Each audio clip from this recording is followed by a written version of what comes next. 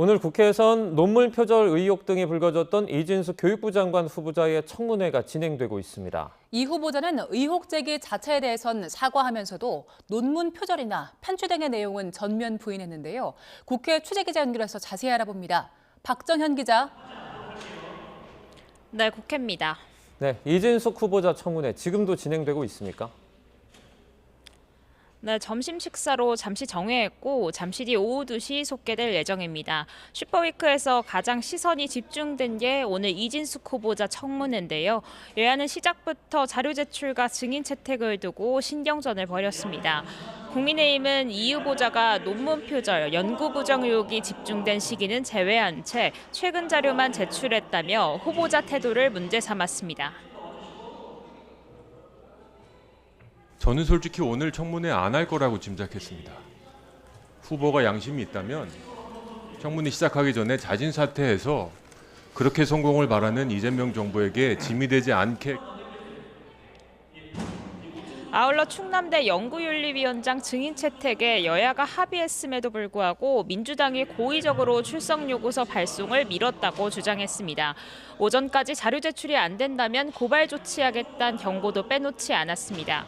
민주당은 이 후보자 자료 제출률이 95%를 넘는다며 역대 후보자 가운데 가장 높다고 맞섰습니다.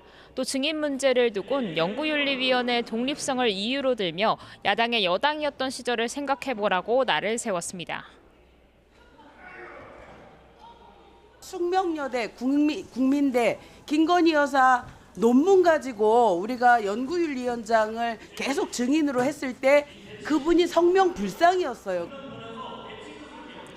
이진숙 후보자 오늘 청문회에서 의혹이 생긴 것 자체는 국민 눈높이에 맞지 않은 점이 있다며 사과했지만 논문 관련 의혹들은 전부 일축했습니다. 먼저 제자 논문 가로채기 의혹을 두곤 본인이 연구를 주도한 만큼 일저자가 되는 게 당연한 일이고 표절 역시 학계 상황을 잘 모르는 상황에서의 결론이라고 반박한 건데요. 다만 자녀 불법 조기 유학 논란에 대해선 부모가 동행하지 않는 게 불법인지 몰랐다며 몸을 낮췄습니다. 학자적인 양심에 따라 학문의 진실성 탐구 그리고 제자들을 양성해 왔습니다. 그간 연구 윤리 관련 국민들께 소상히 설명드리고. 네, 다른 청문회 진행 상황도 정리해 주시죠. 네, 오늘 국회에선 정성호 법무부 장관 후보자와 김영훈 고용노동부 장관 후보자에 대한 청문회도 진행 중입니다. 정 후보자 청문회에선 대통령이 당선됐으면 공소 취소가 되는 게 맞단 과거 후보자 발언이 도마에 올랐습니다.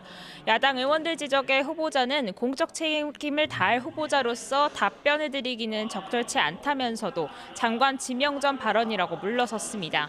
또 국민의힘에 대한 위헌정당 해산이 필요하다는 민주당 주장에 국민의힘 의원들이 크게 반발하며 장내 소란이 일기도 했는데 후보자는 다만 관련 의견을 지금 밝히긴 적절치 않다고 답했습니다.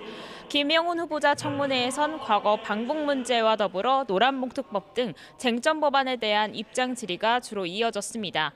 대북관 관련 질의에서 김 후보자는 북한은 주적이 아니다라는 정동영 통일부 장관 후보자 발언에 동의한다는 입장을 밝혔는데 야당 의원들은 이에 반발해 집단 퇴장했습니다. 청문회 슈퍼위크도 어느새 후반부에 접어들었죠? 그렇습니다. 청문 전국 진행에 따라 여야 신경전도 가열되는 모습인데요. 민주당 아침 회의에서 원내대표 차원은 언급은 없었긴 하지만 대시 최고위원들 성토가 이어졌습니다. 야당의 발목 잡기 행태가 도를 넘었다며 맹공했습니다. 아직 인사청문회 시작도 안 한 후보자까지 발목을 잡아서 이 수치스러운 당 지지율을 극복하려는 전략이 과연 먹히겠습니까? 다만 애초 전원 통과를 목표했던 민주당인 만큼 여론 추이에 촉각을 곤두세우는 기류도 읽힙니다. 특히 오늘 청문회가 열리는 이진숙 후보자와 함께 강선우 여성가족부 장관 후보자에 대해서는 낙마 가능성도 점쳐지는데요. 그제 청문회 뒤에도 보좌진 갑질 논란 여파가 쉽게 사그러지지 않는 분위기입니다. 민주당은 청문회를 통해 강 후보자가 충분히 의혹을 소명했고 아직 낙마할 만큼의 사유가 있진 않다 보고 있습니다. 국민의힘 송원석 비대위원장도 오전 기자간담회에서 이 대통령이 논란이 불거진 후보자들의 임명을 강행한다면 그야말로 나라 전체가 대통령 사유물이 됐다 볼 수밖에 없을 거라고 경고도 남겼습니다. 당선 후 후보자는 검증 대상이 아니라 수사 대상이 되었습니다. 더운 여름 더 이상 국민들을 열받게 하지 마시고 자진 사퇴하거나 지명 철회하십시오.